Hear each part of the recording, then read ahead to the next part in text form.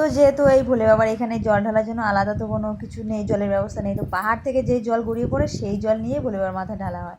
আর এখানে একটা জিনিস কি জানো, আলাদা কোনো ফল টল দিয়ে পুজো দেয় না, শুধু নারকেল, শুকনো নারকেল আর জল, যে নারকেলের জল আছে সেই নারকেল, শুকনো নারকেল দেয় ভোলে বাবাকে, আর জল শুধু নারকেল দেয় মা পার্বতীকে।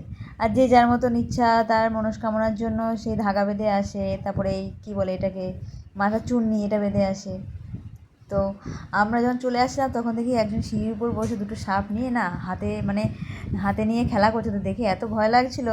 তো যাই হোক, এদিক ওদিক সব কিছু ঘোরা হয়ে গেছে, তা ঘোরার পরে আমরা একটু দেখছিলাম চারিদিকে পাহাড়, কি সুন্দর লাগছিল এই জায়গাটা, একদম পুরো শান্তি। এই সময় গেলে বোঝা যাবে না, যখন ফাঁকা থাকবে সেই সময় যেতে হবে।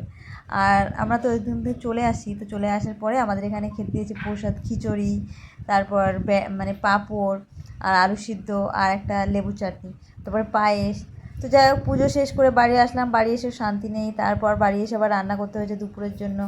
সকালের জন্য যেহেতু খেয়ে এসি, তো এদিকে সয়াবিনের তরকারি, লাউ কুচি নিয়েছি, লাউ ঘন্ট হবে, তো ভাতটাও এদিকে বসিয়ে দিয়েছি। আর এদিকে করছি পেঁপে দিয়ে আলু দিয়ে সয়াবিন দিয়ে তরকারি। তো দেখো আমার তো রান্না হয়ে গেছে কথা বলতে বলতে।